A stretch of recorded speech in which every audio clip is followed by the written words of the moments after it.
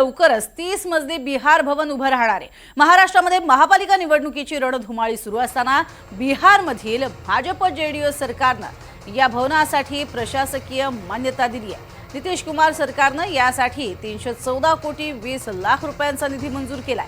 बिहारमध्ये सध्या भाजप आणि नितीश कुमार यांच्या जेडीयूची सत्ता आहे। या सरकारच्या मंत्रिमंडळाची बैठक नुकतीच पार पडली आणि त्यामध्ये मुंबईतील बिहार भवन प्रकल्पाला हिरवा कंदील दाखवण्यात आलाय।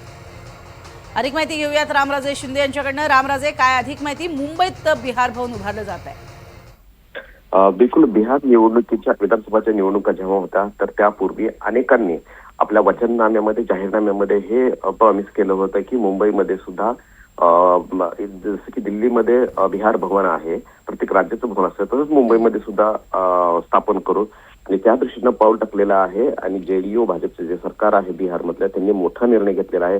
कॅबिनेटमध्ये मंजुरी पण मिळालेली आहे। 314 कोटी रुपये मंजूर करण्यात आलेले आहे आणि यामधून काय केलं जाणार आहे, बिहार भवन मोठ्या प्रमाणात स्थापन केलं जाणार आहे। साधारणतः 0.68 एकर जागेवर हे बिहार भवन उभं केलं जाणार आहे। आणि नितीश कुमार यांनी केंद्र सरकारकडून हव्या त्या परवानग्या जे आहेत त्यासाठी पाठपुरावा सुरू केलेला आहे। महाराष्ट्र सरकारकडे पण सुरू केलेला आहे। याचा उपयोग काय होणार आहे तर बिहारमधून उपचारासाठी कॅन्सरची ट्रीटमेंट असेल किंवा इतर कोणत्याही महत्वाच्या कामासाठी जर मुंबईमध्ये बिहारी नागरिक येत असेल तर त्यांना तिथे सर्व सुविधा दिली जावी, त्यांना तिथे राहण्याची सुविधा दिली जावी आणि जेणेकरून त्यांना उपचारामध्ये आणि इतर गोष्टींमध्ये सुद्धा मदत होईल।